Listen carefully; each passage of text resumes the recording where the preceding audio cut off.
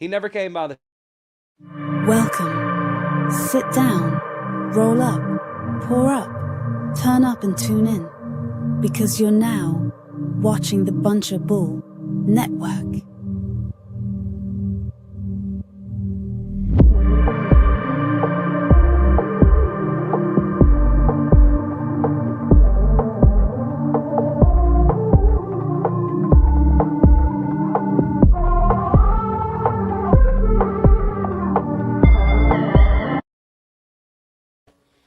What up, what up, what up? Welcome to the world's dopest podcast, the Marley State of Mind podcast. Down here at the Bunch of Bull Studios as per usual.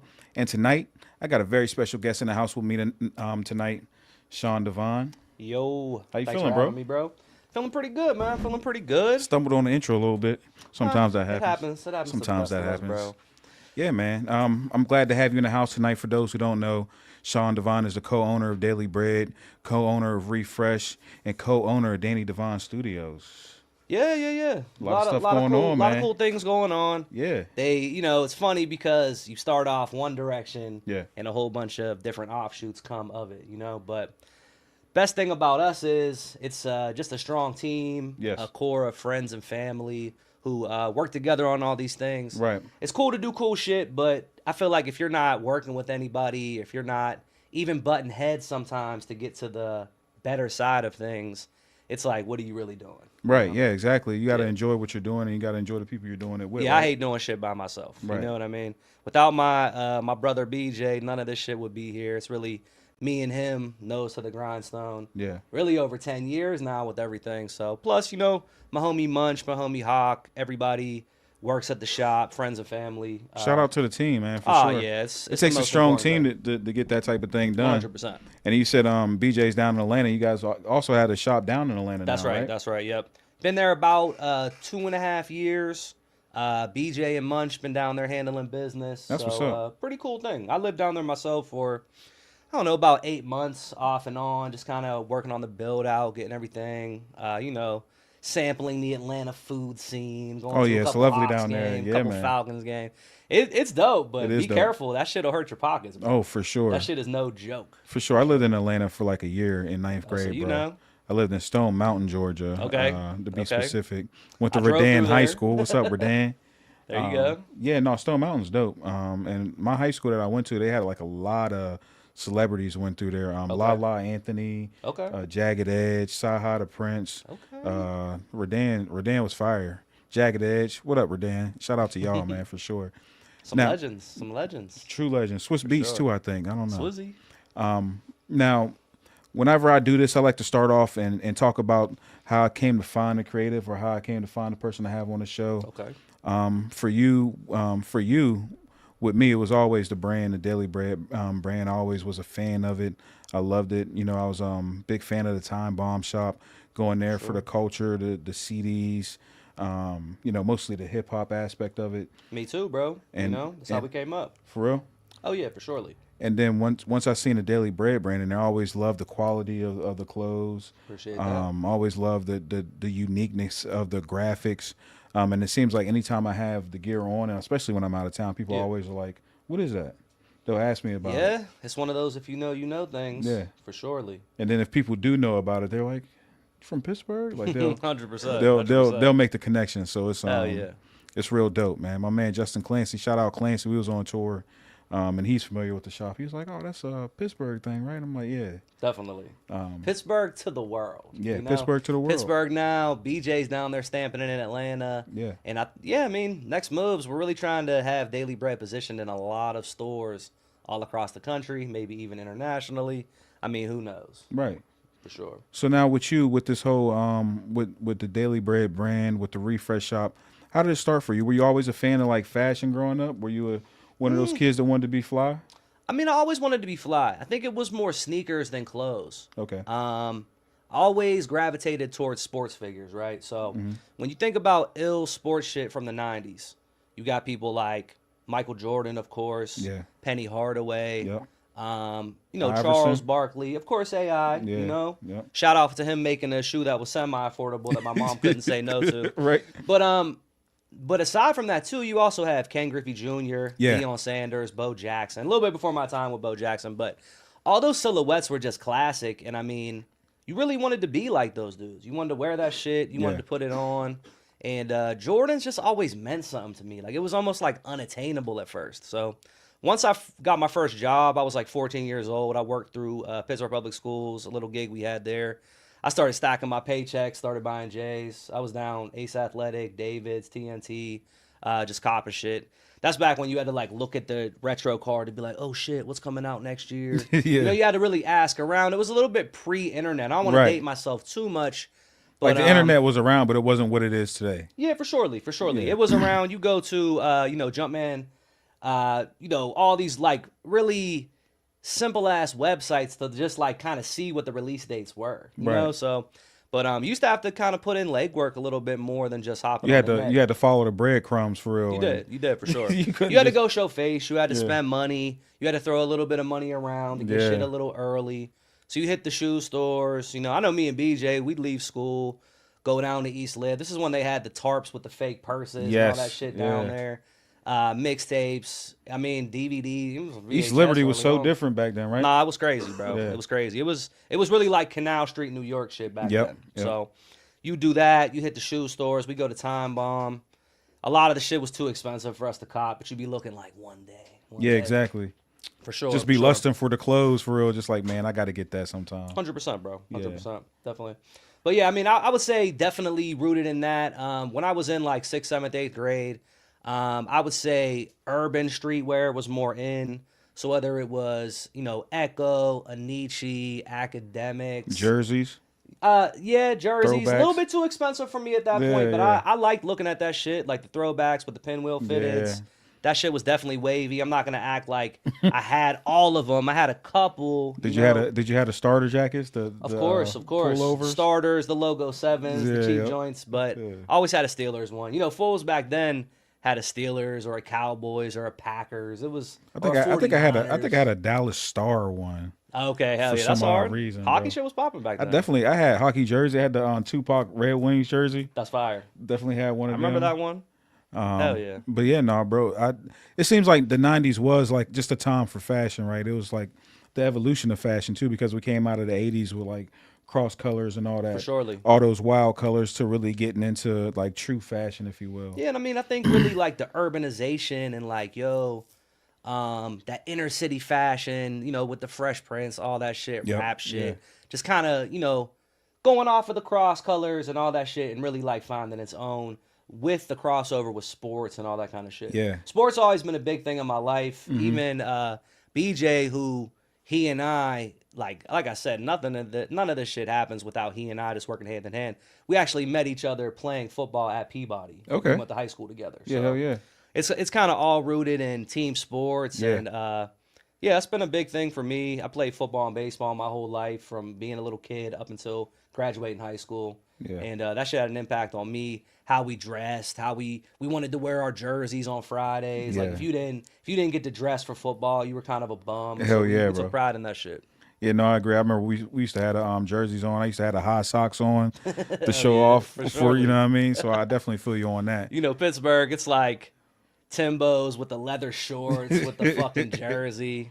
Fools thought they were Dipset back Yeah, then. man, definitely, dog. Just a different era. I had the different pink. era. I had the pink hats and pink bandanas for a For minute. sure. Definitely went through that. People at phase. Peabody had it. I kind of stayed away. They had 2 different colored do-rags hanging and a tall tee. That was a underneath the wild regular time, tee. bro. It was different. It was It was different. definitely a wild time. But no, sure. it's funny. The thing that you said that I think of too, especially about that time and fashion in general, is it's like always sports, hip hop, and fashion all were like sure, bro. rolled into one. You know Yep. what I mean? Like some of your favorite sports figures look like rappers. They look like hip hop artists. Yeah, and it's and like vice and versa. and the artists want to, ballers want to be rappers, rappers want to be ballers. yeah. Of course, definitely. And it seems like more today, like these guys are really into fashion, like not even just urban wear, but just Yeah, like yeah. fashion in general. You The see, high fashion. yeah, you see Pharrell. Man, that shit's crazy, bro. You see the things that Pharrell's doing now, and yeah, man, sure. of course, Ye, all the stuff that he's done in the fashion world. Virgil, how Virgil's affected the fashion world. Let him rest in peace.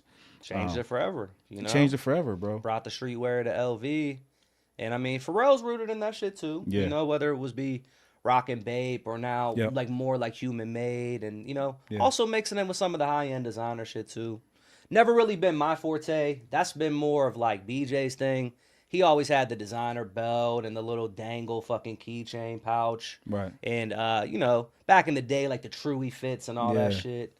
A little bit too expensive for my blood. But I feel you.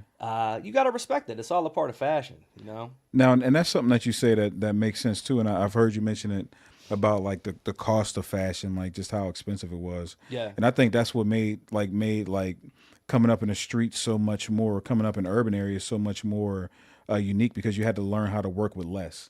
Like For you had to be sure. fly with less stuff, and that's why white tees became so popular, right? Like 100%, bro. it's a cheap thing, but if you got a clean white tee on with some dope ass jeans and a decent pair of sneakers, like you're still fly. No, you're in the game. I mean, it used to be a lot different. I mean, I went to high school 03 to 06, right? So if you had a couple pairs of J's, some different outfits, I mean, you were getting bitches, period. Right.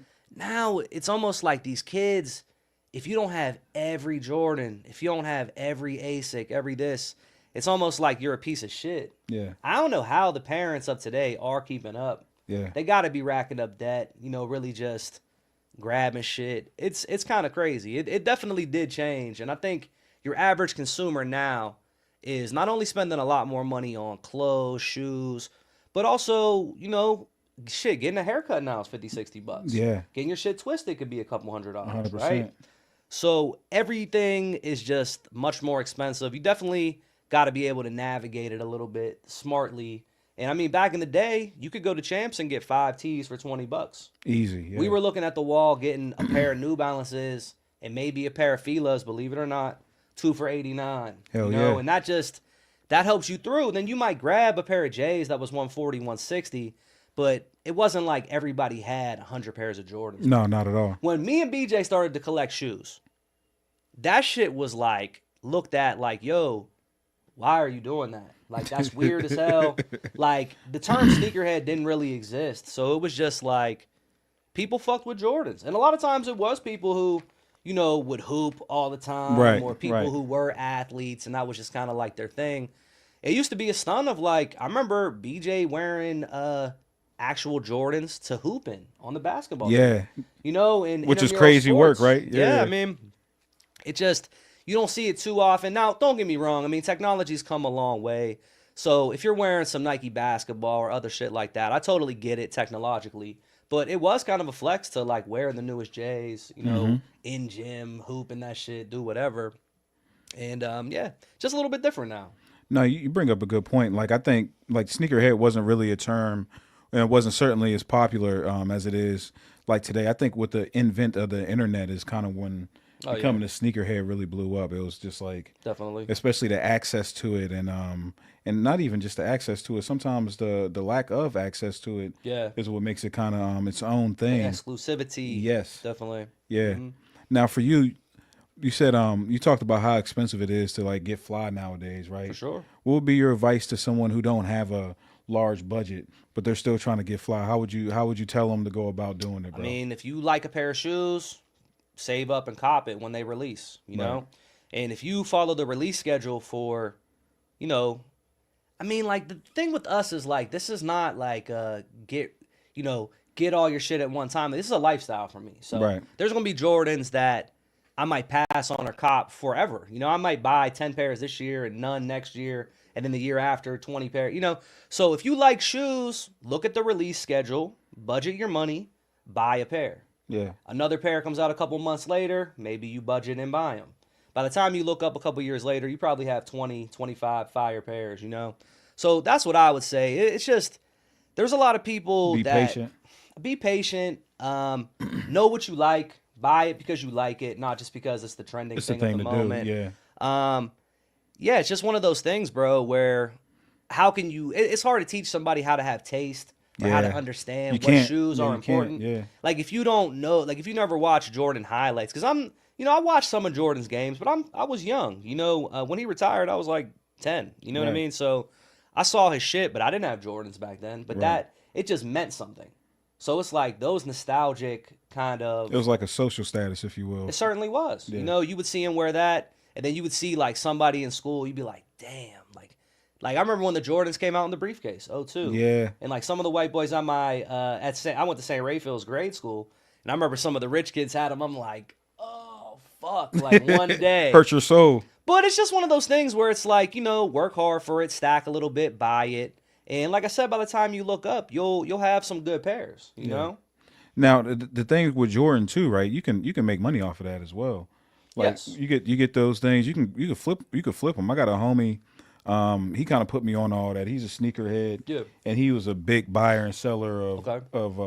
of J's, bro. Yeah, And I sure. had no idea like this was a whole world. Definitely. Like bro had me up one night with him all night. He's like, "Yo, you gotta click this button for me when it hits this time." I'm like, "For what, man?" He's like, "Cause these tickets are coming out, Especially and I around the gotta get COVID 'em." era too, right? Yeah, Like, this is even pre-COVID. Yeah. I believe it. So it's like it definitely ebbs and flows of the industry, right? Yeah. Because like we first opened the shop in around 2014. Hard to believe, right? Yeah. But like back then, Nike basketball was doing numbers. LeBron's mattered, KD's mattered, some Yeah, Kobe's KDs, mattered. yep. And that shit was doing money. And then they kind of cooled off. Then it was like the Roshi era. Mm-hmm. Yep. And then there was always Jordans, but then it was like the Yeezy era. Yep. So you have to be able to pivot and kind of, again, how do you know what's going to be hot? How can you kind of forecast it? And I'm not saying that we're perfect, but being as though we're just kind of embedded in the scene, we could kind of get a feeling when something's about to pop, when something's not. It's like a stockbroker. At that That's point. right, Yeah, exactly. Yeah. Now I do have to say, it's harder and harder to make money like the fools who are getting the raffle tickets or Yeah. getting their guaranteed pairs, paying the dude at the store 20 over to get a couple pairs. It's a little bit harder and harder to make money because some of the third parties out here, Right. StockX's, the GOATs, the eBays, and it's just an oversaturation. I feel like during COVID, everybody bought a lot of clothes, they bought a lot of shoes, they bought a lot of shit to spruce It was their house a up. lot of money floating around. There was. And a lot of free time floating around as well. That's right. Yeah. Now, I don't know about how everybody feels, but it just seems like right now in this economy, everybody's clamped up a little bit. Yeah. People are. So much uncertainty. That's right. And I don't know if it's just like the winter season or, if it's just one of those things where people feel like, hey, that was the time to spend. Now's the time to be a little bit more cautious. Yeah. So it's one of those things where the shit does go up and down. Sometimes you could definitely make a lot of money. Other times, some of the shit's going to be sitting at the regular store, so it might not be worthwhile to actually buy those to try to flip. Right. So it's a tough Because thing to gauge. they're so easy to access at that point. Yeah. For sure. Now you said you and BJ were copping the shoes fresh out of high school. Yeah. Now I know we talked a little off camera. You said before you even got into like the fashion end of it, you were doing like graphics. Yeah, for That sure. was like that was like your introduction into the world. Was with graphics. Definitely. So when I want to say freshman in college, I went to Pitt. BJ went to Edinburgh. We had always just, we started to mess around with DJing a little bit, being involved with some parties, throwing parties, different stuff like that. But we really landed on the thing of like, graphic design, CD, DVD duplication, middlemaning print services. And it was like a wholesale sort of company. Like if you wanted to get a project done music-wise, we could do everything from the designing to getting the stuff printed to getting the jewel cases, the CDs duplicated, and really give like a full service. How did you figure out there was a need for that? How did you guys even discover there was a need for that? I mean, pretty much embedded just in the streets. I mean, whether it was music. We used to be like one of my good friends, Fast Eddie. He was down at ID Labs. Shout out all the Fast time. Eddie. Yeah, Shout for out sure. Fast. DJ Fast Eddie. BJ's first cousin S. He was in the government legendary rap group. Small's money. That's money. right. SS. What up, bro? What up? So, we were just always kind of around the music shit. Okay. And No, that makes sense. That's kind of how it led into it. And then it went from there to mixtape covers, to flyers. I mean, I would say from, '07 to like 2012, 2013, we probably did half of the urban event flyers in the city, from the Twitter cookout flyers to, they had the Club Fever. The dude Yeah. Carl was fucking with me for all the flyers. Mix Lounge. We did a lot of shit for Whim. And Oh, that's dope. yeah, I mean, it's just, there was so much shit cracking at that time. No, you said a lot of stuff, and I definitely want to unwrap some of that because of because of the significance of it. You got to drill down, bro, because I just fucking Oh talk, no, yeah, you no, know? for sure. We're good. We're good. This is your time. For sure. DJ Fast Eddie, for those who don't know, is a legendary DJ in the city of Pittsburgh. He was one of the first DJs, if not the first DJ, that I know of to do like mixtapes in the city, like collaborative mixtapes in the city, where he would take a group of local artists and put them all on one CD. And it was like a prestigious thing to be on a Fast Eddie mixtape because he had artists like Government Gang on there. For sure. Young Wiz Khalifa, Mac Miller, a lot of the artists that people know from the city were featured on the Fast Eddie mixtapes. Definitely. And like I said, it was a really prestigious thing to be No, it was, bro. It was. on a Fast Eddie mixtape. I can't even tell you how many people used to come up to Fast Piss like, yo, you didn't put me on the fucking CD. Yeah. But he'd be like, I mean, bro, you know, you have Boaz, Right. you have a Government track, maybe Hard Times got some shit, S got a solo, Cook the Monsters on there, you know, Lil Brucey, rest in peace. Rest in peace, You know, Lil he got Brucey. some shit on there. So it was a little bit of everybody from everywhere. So yeah, if you take a look, man. Me and Fast Eddie work very closely, you know, with BJ as well to just not only have input on the graphics, but also a little bit of input on the projects too, you know. Nice. So Very dope. I linked with him when he was doing his Chairman of the Hood series. Yes. And that's when he was working at Time Bomb as well. Mm-hmm. And you know, just really, it was dope shit. For sure. So were you a fan of the local hip hop scene? Definitely. Yeah. I'm not gonna act like I'm the biggest fan, like I'm inhaling every project now. But back then, I was certainly hungry, you know, for a lot of that shit. Like some of the first projects I remember were like Scorching Hot. Yeah. Was on fire. Definitely all the Larmer shit. Like that's what I was fucking with because, like I said, BJ was living in Larmer. You had the Government connection with Yeah, S, those S were the Money, homies. guys, Those were the yeah. homies. S is still a great friend, and he also linked us, you know, with Waka, who's come to the Yeah, for shop sure. many a times, and Yeah. you know the whole Brick 'Cause S Squad. Money shit was they signed were with Brick on. Squad at one point in time. That's right. That's Yeah. right. So yeah, I mean, I always was kind of into it. Like I knew Mac for a long time, and you know, rubbed shoulders with more so like Wiz's people than Wiz. But Pittsburgh's such a small city. Like back then, everybody kind of knew everybody. Yeah. And yeah, Especially if you were in the hip hop scene, it was a tight knit community. 100%. For sure. So you were already deeply ingrained into the community, doing the graphics, messing with guys like Fast Eddie, Yep. messing with guys like the Government Gang, and also being introduced into the club scene, doing the flyers and things Now let me. like that. I don't want to overstep my bounds because Yeah. I'll put it like this. Back then, you know, we were so hungry to work with people like GOV that we were like. And I remember even Tolly. I remember when he did like Tollywood 3. Shout out Tolly Bands. Yeah, rest in peace, Tolly. bro. Yeah. It's crazy to even say that. Yeah. Because that's just that's just our people's. Right. But I remember doing so many versions of the Tollywood 3 cover for him.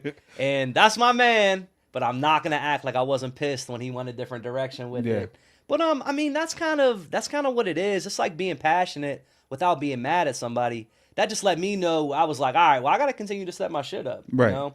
But we had, you know, our goals and dreams were like, yo, if we could do the GOV cover, you know, oh, this Fast Eddie shit, if people see that, you know, we could tip, you know, we could pop. So Yeah. just always trying to strive for what's gonna get you to that next level as far as what we've been trying to do. Yeah, that's what's up, man. And it seems like that's a theme within your career, Yep. and what you've been doing. You know, not only in graphic designs, but even current day. It seems like that's a big thing for you. What up, Perp? We see you, bro. That seems like that's been a theme in what you're doing is constantly evolving and trying to grow with not trying to grow, but growing with I appreciate it, bro. your brand. Don't get me So wrong, not everything's a hit, but it's like it's all part of what you do, and it kind of makes you who you are, you know. 100%, 100%. Now, how you go from doing the graphics into getting into the clothing? Well, I would say even before I got heavy into the clothing, I think the shoes were kind of a stepping stone. Okay. So, I mean, a lot of people ask how Refresh and Daily Bread even kind of linked up. The truth of it is, like, after BJ and I both graduated from college, we were still doing the graphic shit, but we also were just into shoes, you know? Right. So I was going to places like Ace Athletic and David's.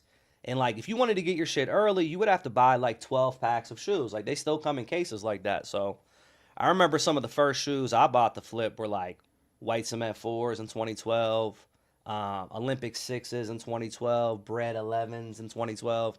And for you to buy them early, you'd obviously have a lot of pairs on hand. Yeah. So that kind of coincided with Instagram coming out too. Nice. So it was kind of like a perfect world of like, oh shit, you know, people follow me because I post all these shoes. Now they're hitting me like, where do I get these? And I'm like, well, what are you trying to pay? You seen an opportunity. 100%, 100%. And just really going out of town and seeing other shops that were kind of doing shit like that. Going to the flight clubs, going to Kick Spot in Georgetown. I remember going up there and just being like, yo, we could do some shit like this. Yeah. Going to Philly, seeing Suplex, we could do some shit like this. So you already had the vision before you put it into place. yeah, 100%. And then we started out doing a little bit of flipping kicks, but also cleaning and restoring shoes too. Nice. So, and that's where the refresh kind of comes from. You know, not only refreshing your sneakers, literally, but also refreshing your wardrobe. So started off as a website, social media, and, you know, by the time 2014 rolls around, you know, we had always been friendly with the homies from Daily Bread and, you know, did a little bit of design work and a little bit of, you know, just taste making for those dudes and just being like, what do you think? You know, bouncing ideas, the same way music artists do. Right. So, it really kind of happened. I actually met up this dude. His name's Muzz Myers, and he used to own a bunch of restaurants in Shady Side. If you remember E-Fest in East Liberty, that was a festival that he organized. Okay. And so, you know, a couple years later was some bullshit, some fights. They kind of ended up getting rid of E-Fest, which sucks because that shit was so dope. Super fire. But he was like the curator behind all of that, and I kind of saw him as like somebody in the business world of like, yo, let me pick this dude's brain. And me and BJ, it's funny, like, because I still have the copies of it, but looking back at our business plan back then, very kind of like, you know, rudimentary and naive compared to where we are now, but you got to start somewhere. 100%. So we actually met with Muzz Myers at the coffee shop Commonplace, which is across the street from where we are now. And that's crazy, yeah. Muzz was like, if you know him and know his voice, it'd be funny, but if not, still might be. I mean, you guys ever thought about maybe teaming up with somebody like that, Daily Bread?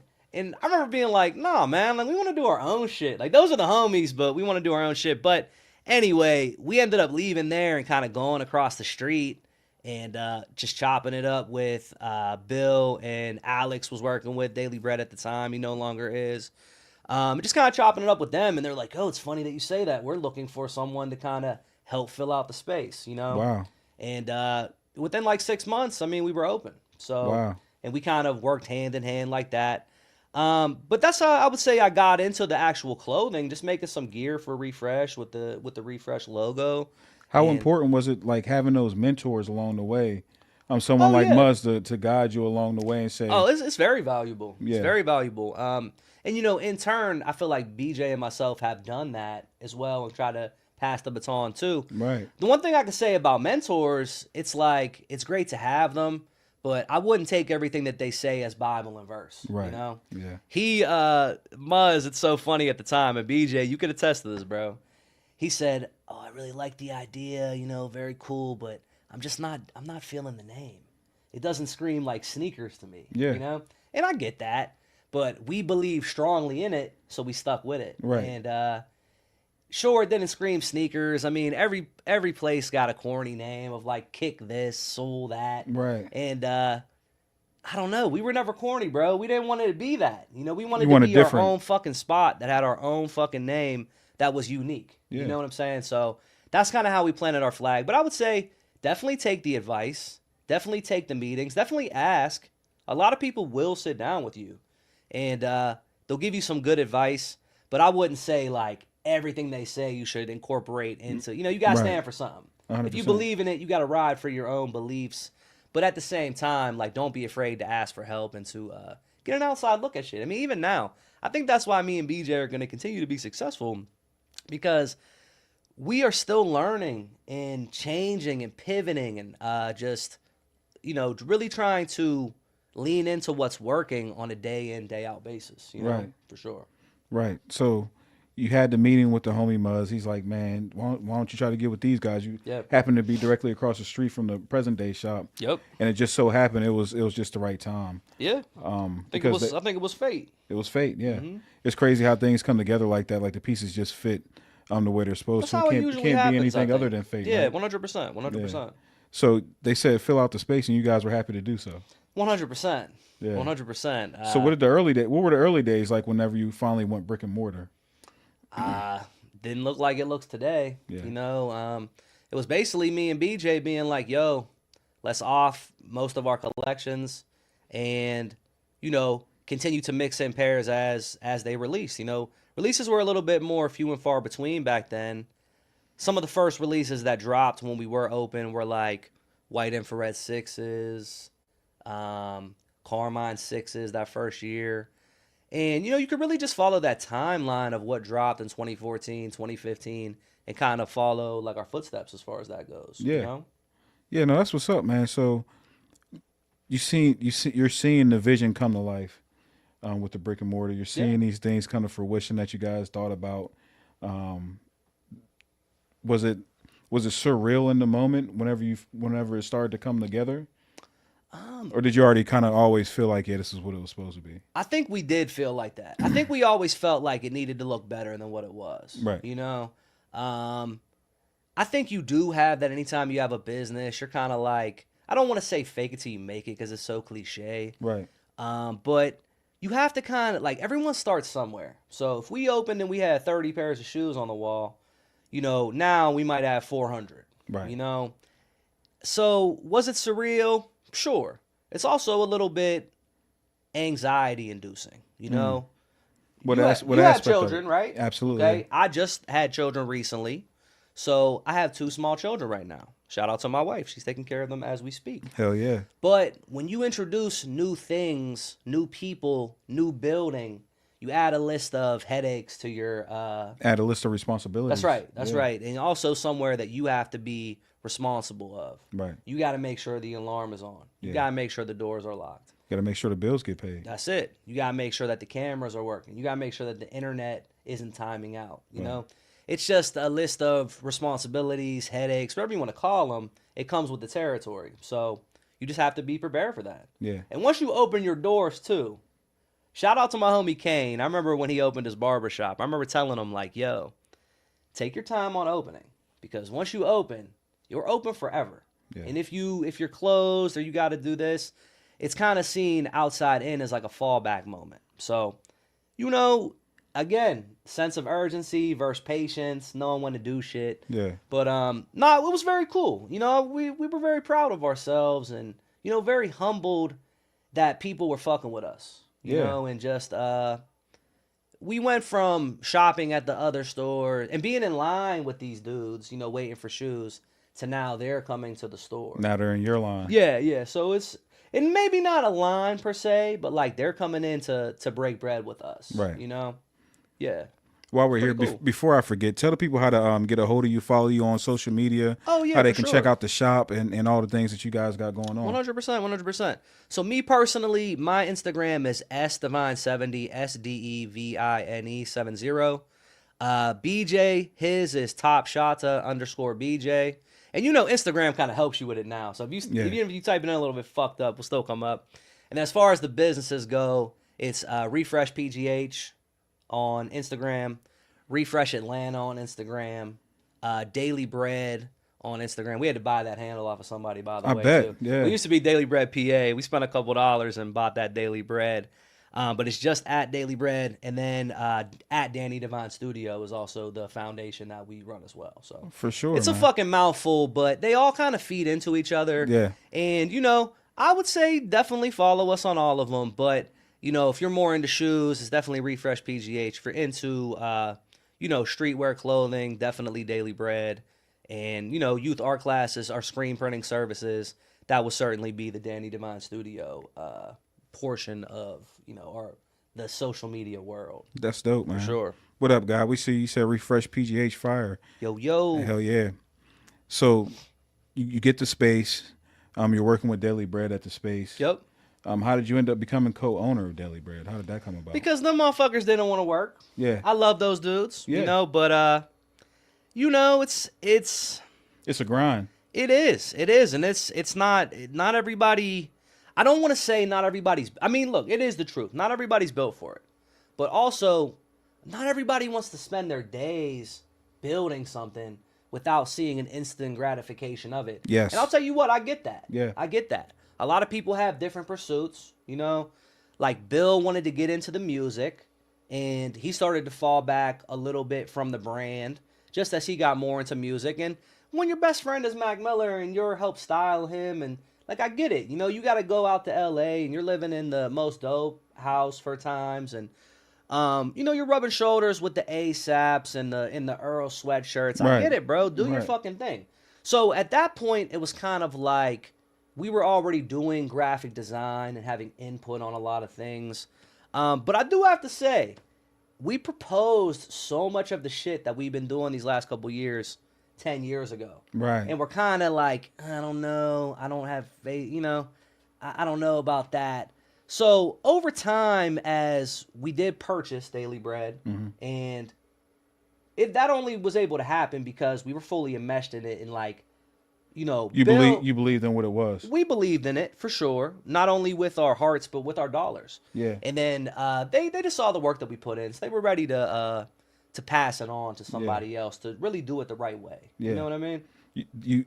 I know you can't speak on their behalf, but you feel like they were comfortable leaving it in your hands.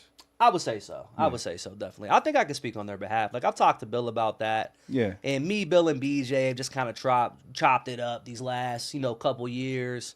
And I know that Bill personally told me that he's very happy with, where it is, how we're doing everything. And I love Bill. He's a great dude. Yeah. Now, don't get me wrong.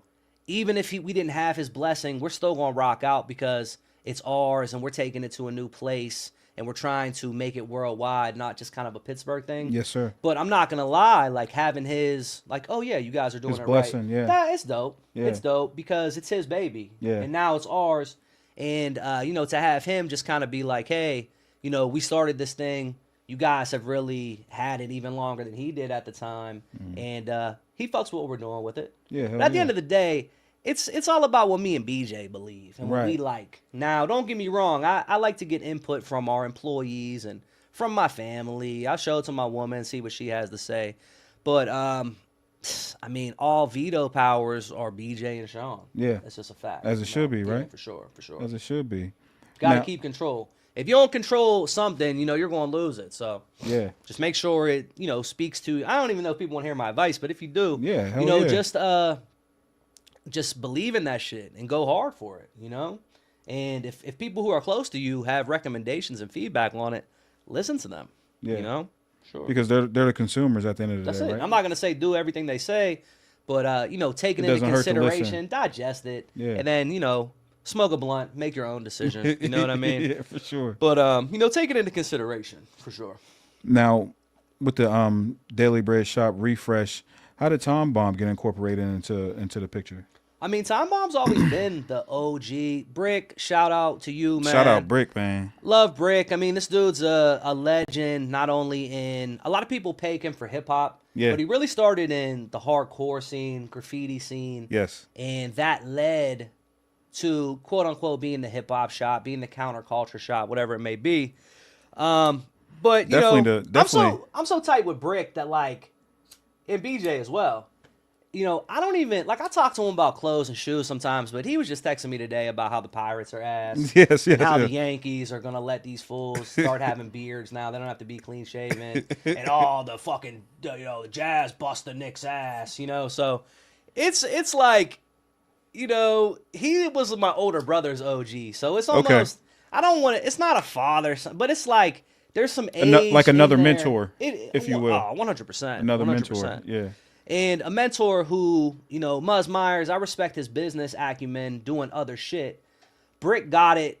Like, you got to give respect to people when they did shit before social media, bro. Yeah. You really had to be out here word of mouth, hanging flyers, slapping fucking postcards. Like, that's the real, like, groundwork type shit. We got it a little bit easier. Now, don't get me wrong. You still have to be strategic about it. But social media and the whole ad shit, you could definitely zero in on shit more. Brick had to really put in that footwork. Yeah, that put the footwork legwork in, bro. Yeah. But I say all that to say, so, he ran the shop really, I want to say from like 97 until around 2015. First he was in Bloomfield. Right. Then he was in, by Shakespeare, Giant Eagle, and Shady Side. And then he was on Highland Ave for many, many fucking years, right? Near Buffalo Blues and Sinners and Saints and all that shit. Yeah. Legendary strip, right? Legendary. So, you know, that whole area over there got super fucking gentrified. Yeah. They raised the rent up on him and really were just trying to push him out. So, being as though he needed a landing spot, he was somebody who we respected and really helped us with our daily bread shit early on, even before it was ours. We asked him, like, yo, come up here and fuck with us. So he's, you know, still kind of a part of the shop. He kind of, you know, I don't want to say semi-retirement, but he's just doing other things. Kind of like how Bill went that route. Exploring his options. That's it, man. Yeah. After you do something for 30 years and you're just a fucking legend and you got the Pittsburgh Hip Hop Awards and, you know, you got, you got Wu-Tang members calling your store, calling you on the landline.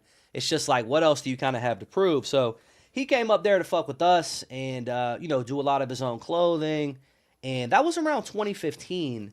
And, you know, we pretty much were, you know, side by side up until like the pandemic. Yeah. You know what I mean? And at that time, that's when you got to It changed business for a lot of people, right? And I mean, I think that for him, it was just like, well, this is on pause. I'm going to pursue other things. And they happened to take up more of his time. And to be honest with you, our business was growing as well. So we wanted to take over the space as well.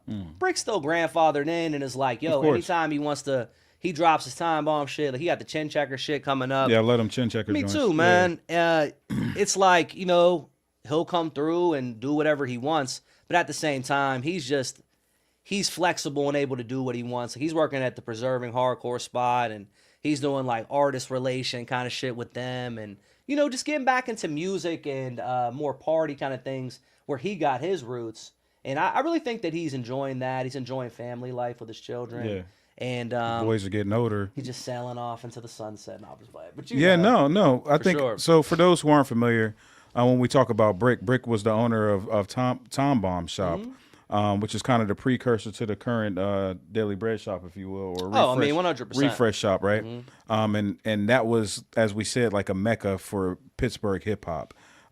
He would sell underground CDs from local artists, and he also had connections with a lot of big artists in the industry and would bring those artists around and would even make connection with local artists and some of those mainstream artists. I think a lot of guys will credit him for their success, and some guys have on the show credited him for their success because he was such an integral part of the hip hop scene in Pittsburgh. He's a connector. He's a connector, yeah. The mouthpiece, you know. Yeah.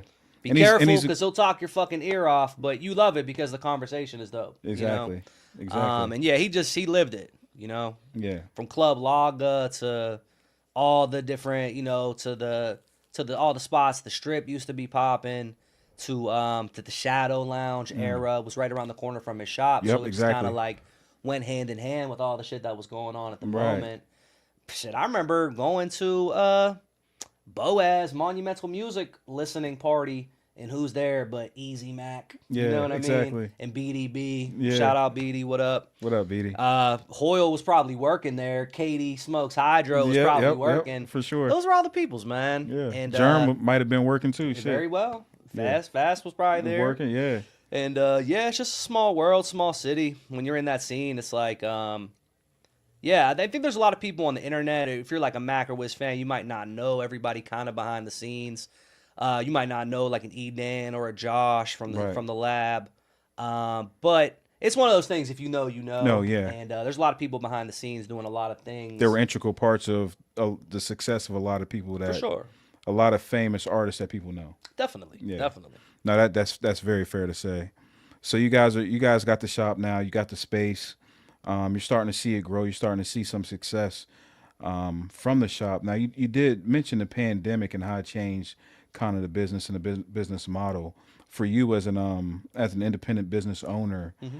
What was the impact of the pandemic for you, or did you feel it, or was it business as usual? How did that affect you and your business? I think it would be impossible not to feel it. Yeah. I mean, even looking back on it now, it's pretty fucking nuts.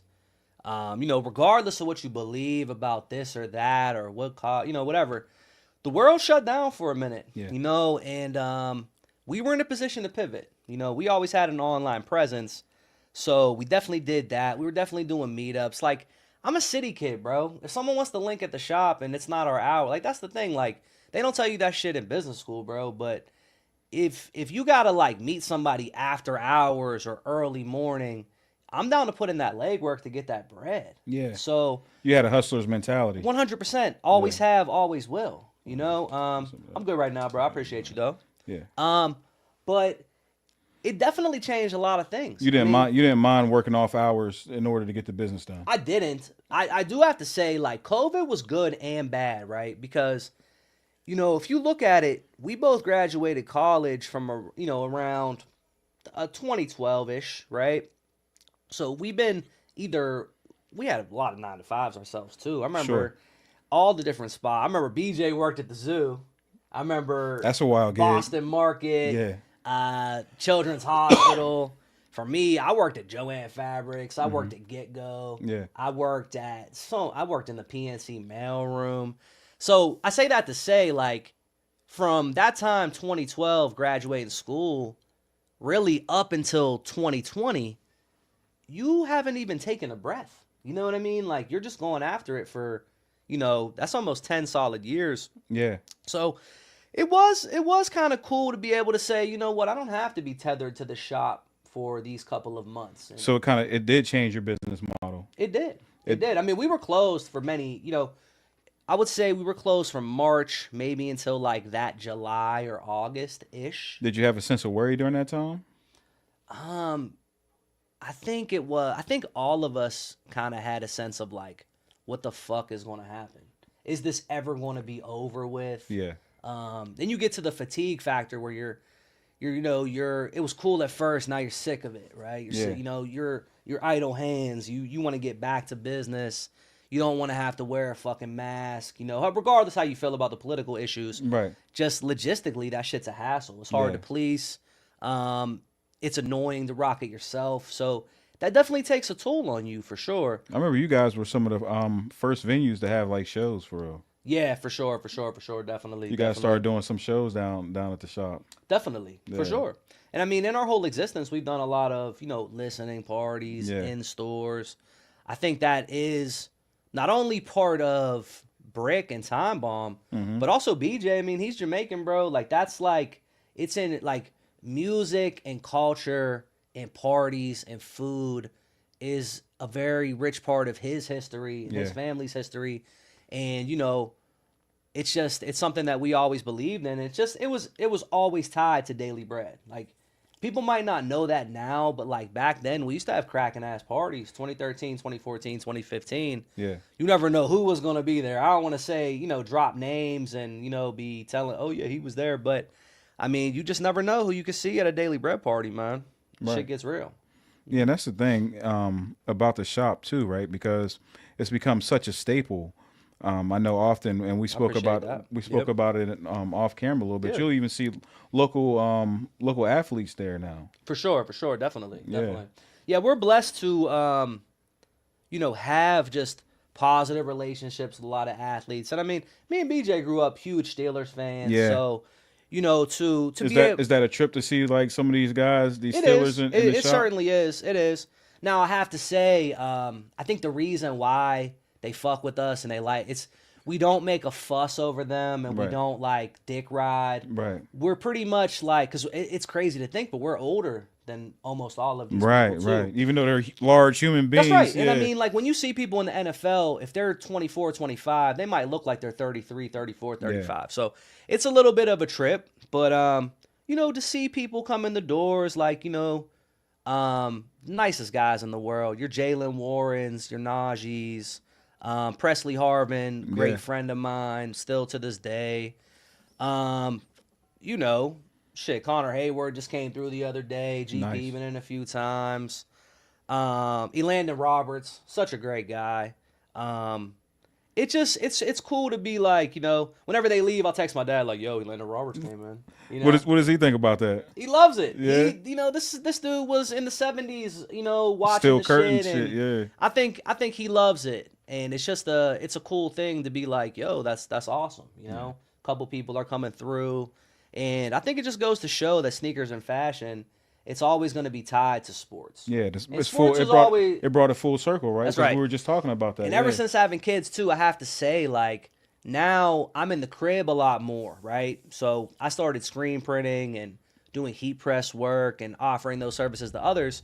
So when I'm like, printing shit at night, I'm just watching sports. And I've been like leaning that much more into sports really since COVID, I want to say. But, I've always loved sports and been into it. But certain times in your life, if shit's hectic or not, you can pay attention a little bit more. Yeah. And that's just been something that, me and BJ as well. I mean, we'll be talking every week on not only sports betting, but, sports betting for sure.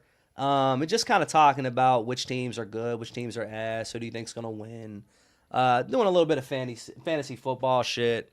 Yeah, you guys it's got complicated. a league. Y'all got a league together? Not within that sort of thing. I'm in a couple leagues up here. Yeah, I mean, more so with me and BJ, we'll take a look at the lines and be like, what you think? I'm like, yeah, I like that. I don't like this. Yeah. Do you like this dude's, yard total over or under? So we kind of talk about that. I'm big into more. player props if I'm doing For it, sure, bro. for sure. I don't That's like his to do thing. game, I like to yeah. pick winners. I don't really do totals. I like to put together lottery tickets with fucking, 5-6 outcomes. Just money line shit or whatever. But I mean, it's fun. No, it is fun. It makes Gambling it kinda ran its definitely course makes too, though. it definitely makes the games more interesting, right? It does. It makes you interested in games you probably wouldn't otherwise be interested Yeah, in. for sure. That's one of the things I like about sports betting, as well as fantasy football too. It makes it a lot more. Oh, definitely. And it's one of those things too where you start to, learn more of the name. Like it's the same with collecting sneakers. Like I'm a little bit of a nerd. Oh yeah. So I like, the names. Even Jordan helped you learn the Roman numerals.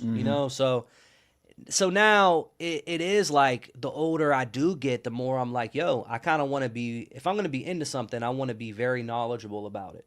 Whether it's clothing and sneaker terms, whether it's sports terms, even with parenting shit. Were you always inquisitive like that throughout your life, or is that something that you gained through? I always have been for sure.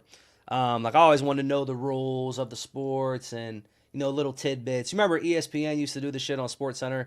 Did you know? Oh yeah, they'd for have sure. like the little fucking gem. Are you a stat guy? I mean, I'm not a stat nerd. Okay. But when it comes to football, that's like NFL is like above everything. So yeah. When it comes to stats, players, I know the players and the teams, the divisions, who's doing well, Who's your the favorite? history of who won. Who's your favorite Steeler all time? That's a tough one. I mean, I think a lot of people would drop somebody like a Troy Polamalu.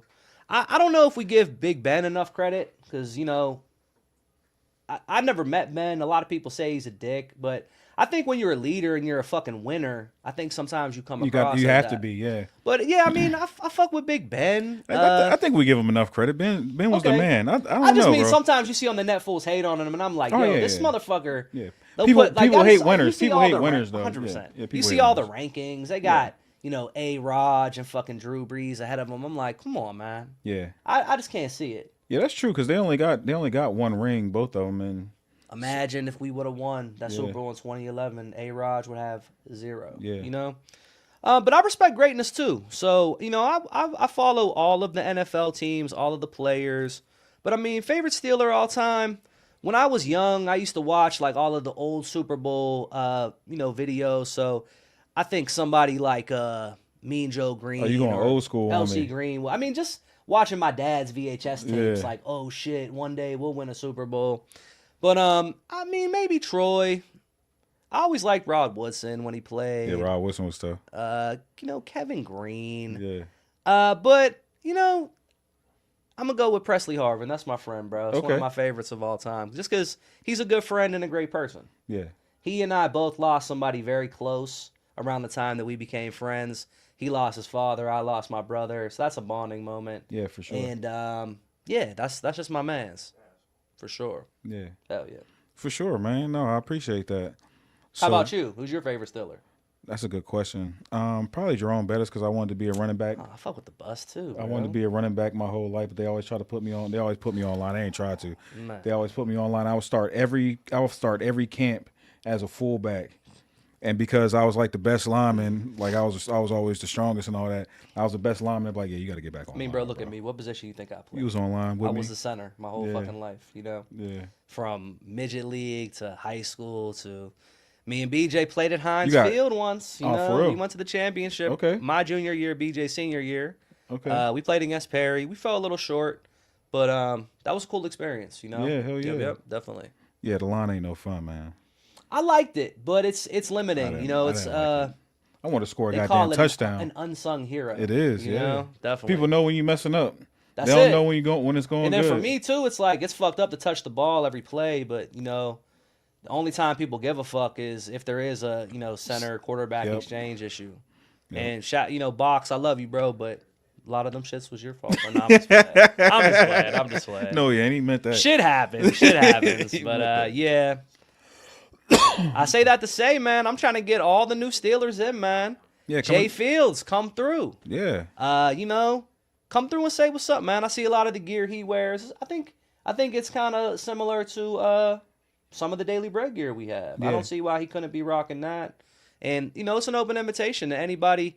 If you like what we do, if you got feedback for us, if you're interested in doing a pop-up shop or a listening party, we've done some legendary shit. We had the hell Good yeah. AM pop-up. Yeah. I mean, Brick's done a million. I remember meeting Sure. Big Sean and all the other, Capadonnas and Ghost Faces, there.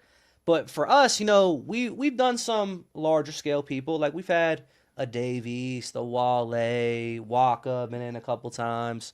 But we also did, the Mac events. And back when people were scared to have Jimmy Wapo events, him and Taylor turned to us and, we put some parameters on it, but we weren't afraid to do it, Yeah. because I felt like our establishment had enough respect. Mm-hmm. And to be honest, we had enough people around us with pistols to protect ourselves. Right. So we did daytime events with stuff like that. And I think, like you said, the respect for the venue and for what the place is and what it means. It only to the goes city. so far because Yeah. don't get me wrong, like at the end of the day, sometimes it's just on site and people don't give a fuck. Yeah. But I'm blessed to say that, whether it's respect or, BJ's no slouch. A lot of people fear BJ because he is a top shotter and he is fucking Jamaican. And it's a different lifestyle. Yeah. We're blessed to, just relatively remain respected. And, I said that to BJ the other day. I'm like, yo, this shit was built because we're 36, 37 years old. And, nobody can really point to us and say like, yo, that dude's a slime. Oh yeah, there's no there's no smut on your name. Yeah. Nah, whenever you're somewhere all day, every day, you have to have a certain caliber and pedigree. Yeah. And some leaders, I can say that, I never really fucked anybody over or Yeah. did any slimy shit. Some people did me. Some people still owe 60 for mixtape covers and 50 for flyers, and you know who you are. And, consider it a gift. But, I'm not going back 10 years for any of that. It's just, I never really look at somebody the same, Right. Because when you see that person, you know that they know that you know. And not It's only like, that, bro, we're talking $40. Come on, you dog. paid a cheap price to get rid of a terrible person anyway. Yeah, Bronx so, Tale, yeah. great movie. Yeah, I already exactly. know. I love that shit, and it is Yeah, true. it It is is true true. for sure, definitely. It was worth the price. That's right. So we jumped up to all this to the current day, Yeah. past pandemic and all that. How did you guys make the move to Atlanta? How did that come about? Oh, 100%. That's BJ's idea. Being in the black community, he just saw an opportunity, a much larger scene than ours, a larger city. And for him, he really wanted to get outside of his comfort zone and move somewhere else that was a black Mecca. That is black Hollywood. 100%, That yeah. is, not a majority white city. He Yeah. wanted to go somewhere and be able to spread his wings and feel comfortable in a place where the majority of people there look like him, Yeah. are into the same shit that he is, Yeah. and really just see what it's like to live in that environment. How did you like it when you were down? You mentioned that you lived down there for about 8 months. I liked it. It's fun. I think being somewhere where you don't have a lot of roots can be a little isolating. Yeah.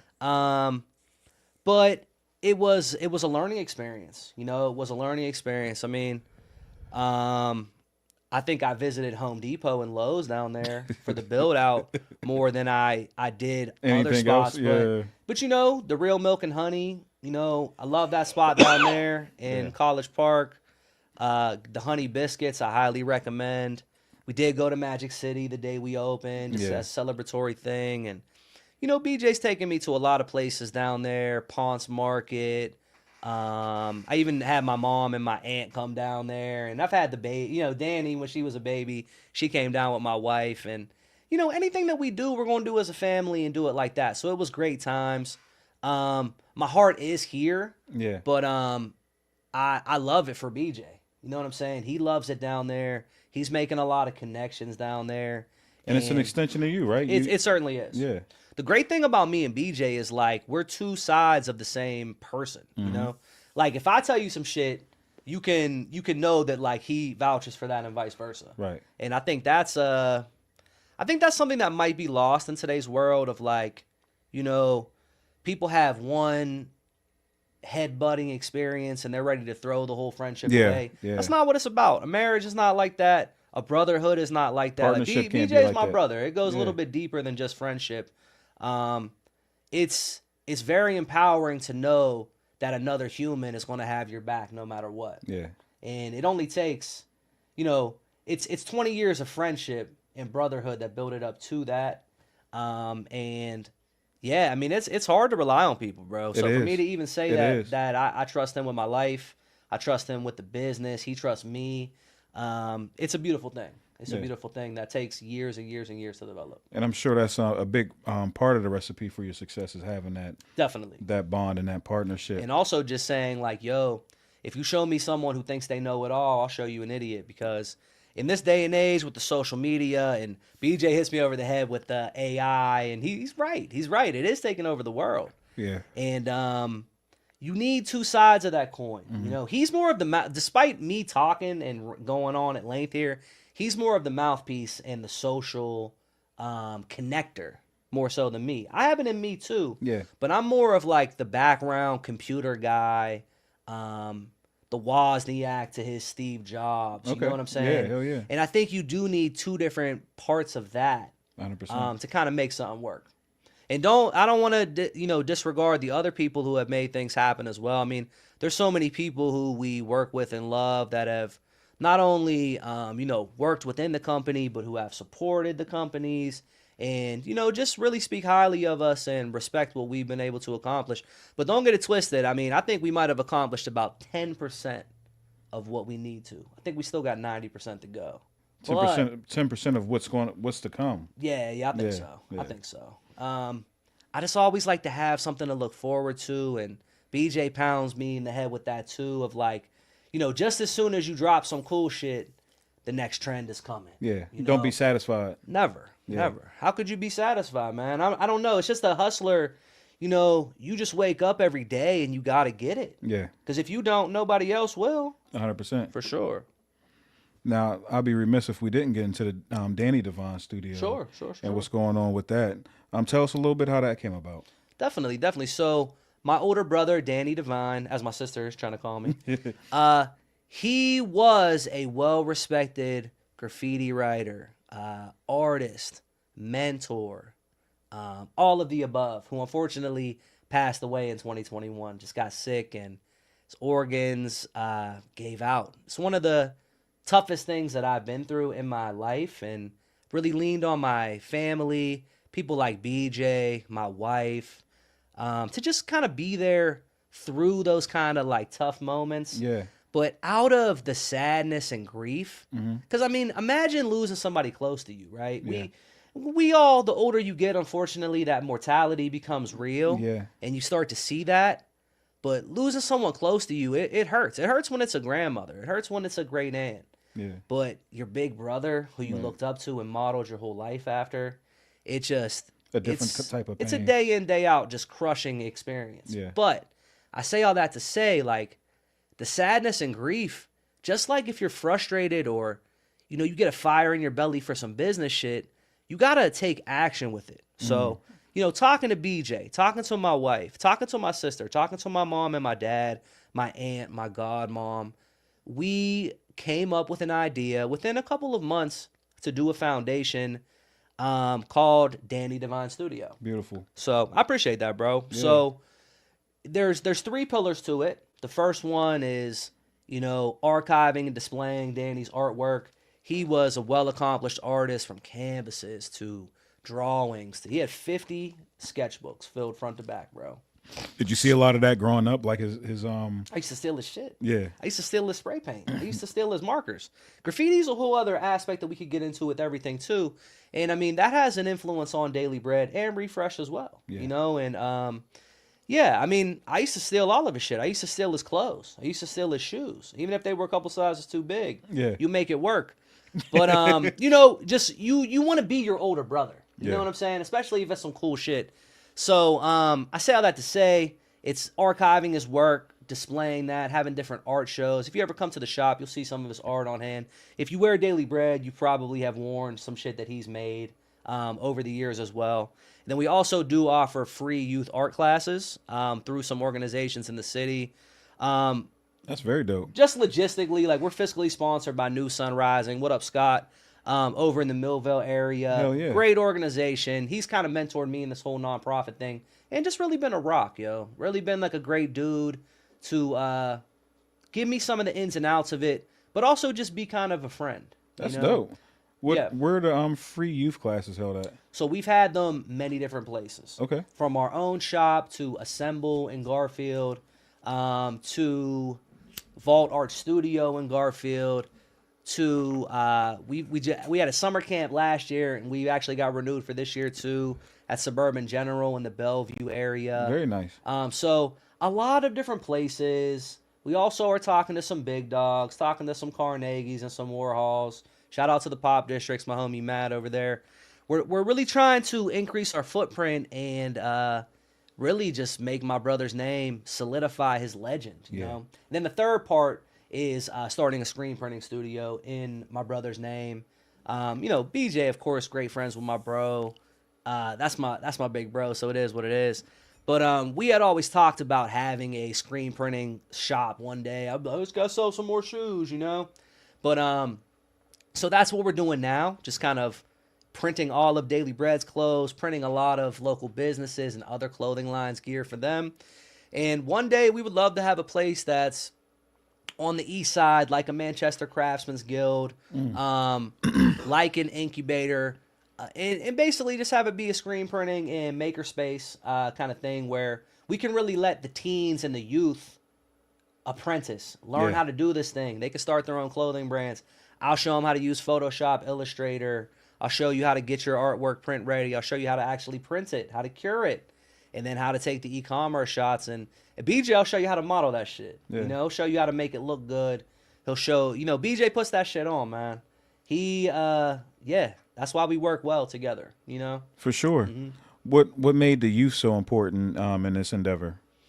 I think that's what it's all about. That's what my brother believed in, teaching that next generation and really giving the kids that didn't have an opportunity to learn the shit. Like we didn't grow up rich. We didn't grow up poor either. We came up in a good household where it was middle class and you had to work for your own. But if you did, you know, then you could do a little something. Right. So my mom drove me to Manchester Craftsman's Guild when I was a kid.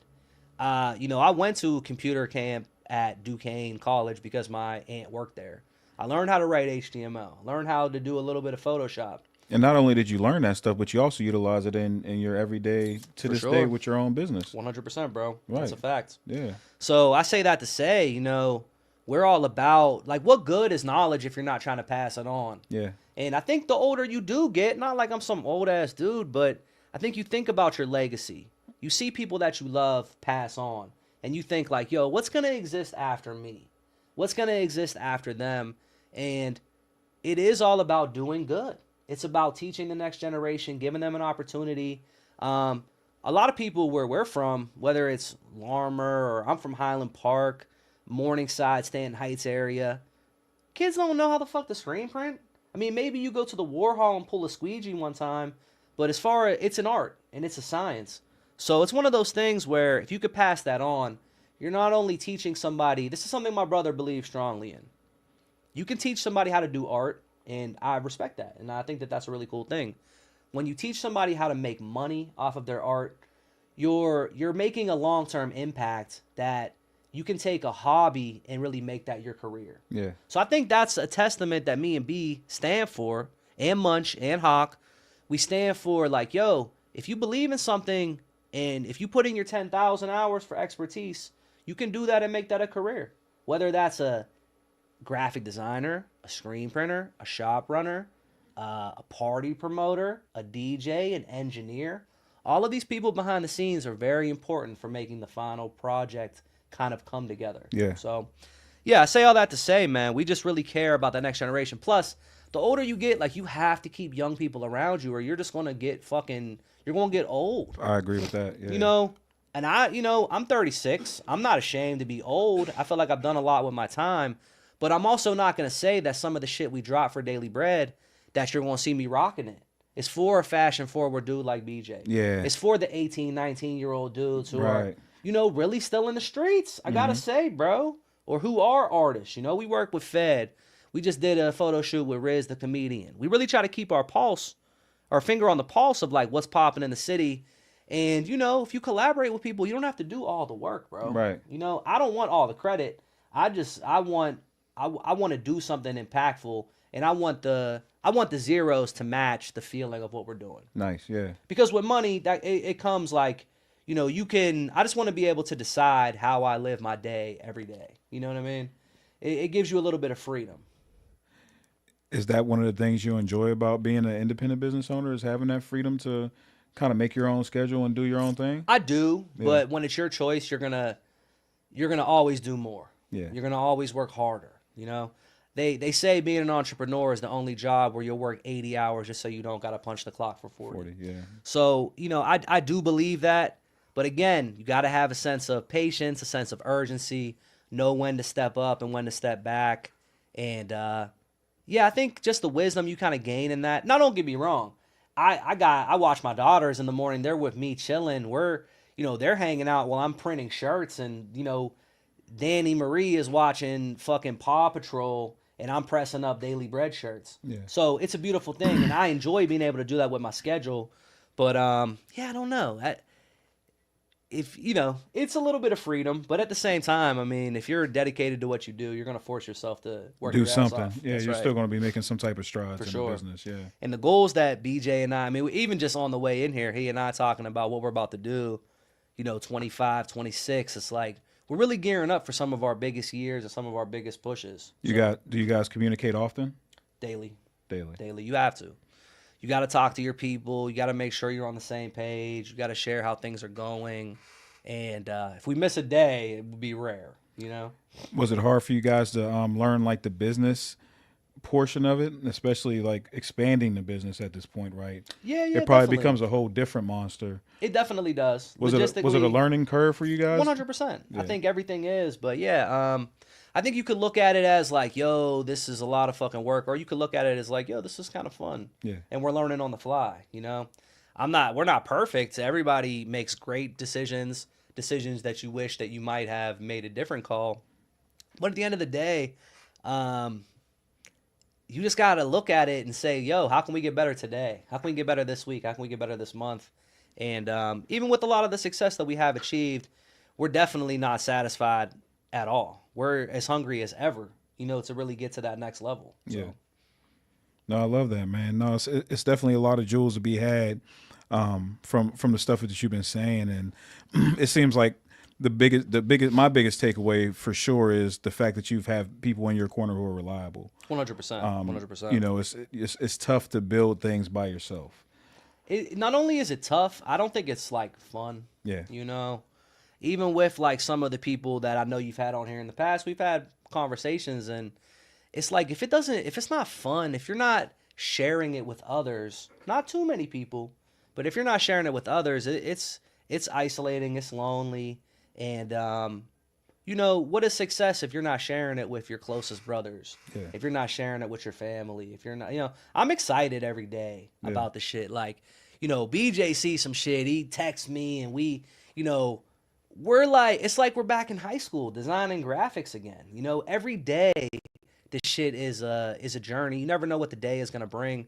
But like you said, if you have a team of people who are going to fuck with each other no matter what, yeah. Even if you have a little tiff, a little argument, maybe you even get into a tussle. That's brothers. You know what I'm saying? Like, I fist fought with my brother before. Yeah. Me and BJ locked it up before. We're fucking men. Yeah. But like, what's your response to that? Are you gonna give up or are you gonna go further? We never even had it in our mind to give up, bro. We just always go further and like take it as a learning experience and just try to get even tighter, you know? Any losses you get, just turn them into lessons. If you can, for sure. Yeah. I mean, the biggest loss we took was somebody drove a car into Refresh Atlanta and fucking took sledgehammers to the gates. And I mean, we were buttoned up down there, bro. Wow. And they did that shit really like, you know, about a year and a half or a little bit less than a year and a half ago. And I mean, that shit was a hurt piece, but yeah, hell yeah. What are you going to do, bro? I'm not going to give up. So, you know, me, BJ, and Munch down there really just went, you know, we're back at it. You know, we're back at it trying to do it. Slows your momentum up a little bit. Sure, yeah, it's a step back. And it hurts your soul. But at the end of the day, like, there's no giving up, bro. It's just on to the next thing. Yeah. For surely. Now, what can we look forward to in the future? What can we look forward to with all of these things you have with Refresh, with Daily Bread, with Danny Devine Studio? What can the people look forward to? Danny Devine Studio, there's a lot of cool art shows that we have on the horizon. And also, you know, continuing to do some clothing and some gear, not only of Danny's art, but also working with other brands and business owners to really, you know, provide screen printing, heat pressing, embroidery as a service that we offer. Aside from that, there's just so much. I mean, BJ's ideas for Daily Bread just go on and on and on forever. Being in Atlanta, it's more of a fashion capital than Pittsburgh is. Now, don't get me wrong, with social media, everything's kind of thrown into a blender now, but as you said, it's Black Hollywood. it is. No, it is. It is. And that's where that's the epicenter of culture. I mean, let's be honest, Black culture is our fashion culture. Always has been, always will be. So that's the epicenter of where it is right now. I mean, if you think about the rappers that are popping right now, it's just a mecca of fashion, of culture, and he's really in the trenches day in, day out. So he sees a lot of shit down there. So really, like, just, you know, staying true to ourselves while also adapting to a lot of the trends and deciding if this is something that we stand on or not. Like, is this hard or is that whack, you know? And just kind of pivoting toward that. But a lot more overseas gear, complicated cut and sew pieces, distressed applique pieces, patchwork, embroidery, just continuing to grow as a brand. Yeah. And I'm also looking forward, there's a lot of opportunities for us to get into stores. So we're really looking for a lot of stores across the country, even internationally, that are looking to stock brands that are organic and stand for something, you know? While we're not a Mac Miller brand, he rocked our shit. Yeah. So it always, you know, just people are very familiar with seeing it. It's one of those things where even if you're like, where have I seen that? People make the connection a lot. Yeah, yeah. Even off camera, we talked about traveling. And every time I wear Daily Bread, people always will be like, yo, Daily Bread. Yep. A lot of times, me and BJ will joke about this. I don't even tell people like, yeah, you know, that's me and my homie's brand. I'll just be like, oh, yeah, no, you fuck with it? And they're like, yeah, no, that shit's dope. That way you get an organic response that way. I do. Yeah. And that's the thing too. Like, we always kind of saw the brand as being bigger than us. Right. Same with Refresh. It's like, you want to be corporate facing and being like, yo, just because we're the people pulling the strings doesn't mean we have to be in the photos or we got to be front and center. You know, you Google Daily Bread, one of the questions is, who owns Daily Bread? It'll come up with that. It's like, it's so funny that people even care. Yeah. But it's an interesting thing, man. It is an interesting thing. It's very interesting, yeah. But continuing to grow and pivot. I mean, the sneaker scene, it's, like I said, it ebbs and flows. The shit's definitely down right now.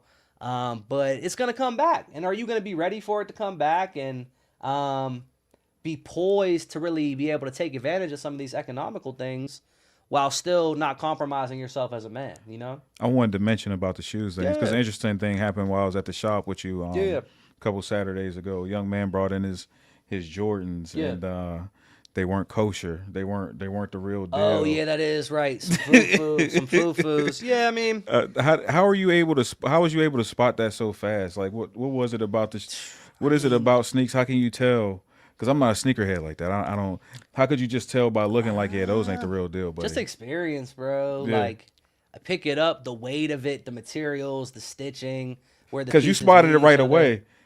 Again, I'm a nerd, bro. Yeah. You know, That's back in the day. Like BJ had more J's than me, but I'd be like, oh, that's the those are the not the flu games, but just some shit like that. Oh, those are the playoffs. You'd be like, oh, is that what they call them? Yeah. I didn't even have the J's, but I kind of knew the nicknames. You already knew what was going on. I knew with the them. history behind it. But yeah, I mean, it's just I don't know. It's a culture that I fully threw myself into. You're immersed in it, yeah. And it's always err on the side of caution. There's a lot of fakes out here. You could tell the kid was devastated, and the mom was like, "Really? She never. This is unheard of." Look, man, when people bring in fake shit, it's like, do you not know or do you not care? Right? I tend to think that the kid did know, but you try to pull a fast one on me, but it is what it is, bro. That's the game. The game's the game. It's always going to be like that. And do you experience that a lot? Fake shoes? Yeah, all the time. Damn. At least a couple times a week. A couple times a week? For sure. Damn. For sure, definitely. That's crazy. Who they getting It's them the from nature of Alibaba? the business. I don't know, bro. That's the thing too. I don't know where to get. They get it from DH Gate and fucking Temu and all that shit. Like, bro, I don't know where to obtain fake J's. I just don't. I don't even know about that life. They just pop up. Motherfuckers got them. I'm like, yo, those are not good. But there's also like there's apps you can put shit in now. You take pictures of them and they'll do it for you. God damn. Yeah, it's interesting, right? But just the expertise of us touching a lot of J's and just erring on the side of caution. Yeah, definitely. Yeah, don't mess with those fake joints. I Definitely don't bring them in refresh. I mean, y'all bro, gonna get if caught you up. wear them, you do whatever you do. That's on you. Just don't try to sell them to us. It's low key disrespectful. Yeah. And then when you tell somebody their shit is fake, they want to turn around and act like you're trying to make a show of it or trying to be. And it's like, bro, I low key should be heated that you're trying to get one That you're over trying to scam on me, bro. yeah. I try to keep it cool, calm, and collected because one, I just don't really care, and two, it's like, don't shoot the messenger, bro. Right. You try to get out on me, I'm just gonna tell you straight up, like I know these are fake. So It is what it is. I mean, maybe the first year or two, it definitely was like anxiety inducing having to tell people that. But especially when people are like arrogant and a little cocky, and you got, you can knock them down a little bit of a level. It can be a good feeling too. Yeah, It can, for sure. Yeah, for sure. I don't mind it. No, hell yeah, man. I'm looking forward to all the things you have coming up. I'm a fan and supporter of the brand. Appreciate that, bro. 100%, and I appreciate you. That's why I'm here, bro, because, this is actually the first podcast that I've ever done. BJ and Munch have done several down in Atlanta. I think that kind of goes to show you how strong the scene is down there and how many people are taking that next step to really solidify their brand. But they've done, countless shows where they've went places. They've let people come into the shop down there and host shows. And, it's what we do, bro. Like, we have a space that's not only for us, but it's for the community. Yeah. And if you can't maybe afford to have your own brick and mortar, why wouldn't you come and fuck with us and you could utilize the space, bro? We've always been cool about shit like that. Yeah. We know what it's like to not have a space. So whenever you have it, why be stingy with it? Why not? I think that's part of what makes you guys successful too. Is you're not like you're both down to earth. You and BJ both Appreciate it, are bro. super cool. You know what I mean, and welcoming, inviting. Whenever you come into the store, it's like you've known the people forever. That's what great. I mean. And, I love that. and it's just a great space. And I think that's why people love to come back. Well, thank you, bro. I really appreciate that compliment. We would never be able to do it without the love and support from the community, the people that came before us. And, it's not only my brother, BJ lost his sister when we were younger. BJ recently lost his godfather, who was an old head to me, and it's sad when you lose people, but you got to keep going. And, their names are on the side of the shop, on the mural. And it's like, you got to keep going for those people. Like you said, building a legacy. That's it. That's what it's all about, man. Yeah. For sure. And if the young people don't get it, wait till you turn 30, 35. You're going to start to realize, like, yo, what is going to exist after me? Yeah. What, having children, I think, is a part of that, because it is literally like you're giving your name to somebody. And I love my family, and I'm fully content with that. But my wife knows we got more aspirations than just that. That's one piece of the puzzle. But, like, it's almost like when you have a passion, you just can't shut the fuck up. You can't turn that off. You can't stop. Not when it's real doing passion. shit. Yeah. Nah, man. Yeah. You can't. Especially when you made promises to people that aren't here anymore. You got to see it through. Yeah. And you got to take it to the really ultimate level. You know, for sure. No, I love that, man. I definitely see the passion in you, as you sit here and you talk about it. Appreciate it, bro. Like I said, man, you know, I'm a fan and supporter. I'm gonna be there for all of it. Definitely looking forward to seeing what you guys got going on. I appreciate you. We'll have your sizes tucked. You know, I got man. you. Hell No, yeah. I love that, and I appreciate you joining me down here. Of course. At the world's dopest podcast, the Marley State of Mind podcast, down here at a Bunch of Bull Studio. Yeah, man, you're welcome down anytime. Well, I appreciate it, we bro. might have to do it on location. That would be fire. That would be fire. Yeah, and, maybe summertime when it's nice out, we could do it guess on what? location, We could add bro. BJ here. We could Yeah. add him to the repertoire. Yes, sir. Because you got to pick his brain too, man. Oh, for sure. Yeah, maybe He'll we get could, tired of hearing me. maybe we can have some people come through, some different artists and shit. That would be stop fun, by. bro. So yeah, no, for sure. But till next time. Oh yeah, you know we do Vision Talks on Friday. At 2 p.m. We also have the Stash Spot. We got the Stash Spot where they review different weed brands on Friday, so that one's cool too. You know, That takes place I might have 6 to get o'clock. down with that, you know. Yeah, you might like that one. Yeah, for surely. And then, you know, I'll be back next Saturday with another special guest. So, yeah, tune in, man. Until then, we're out of here. Peace. Appreciate y'all. Peace.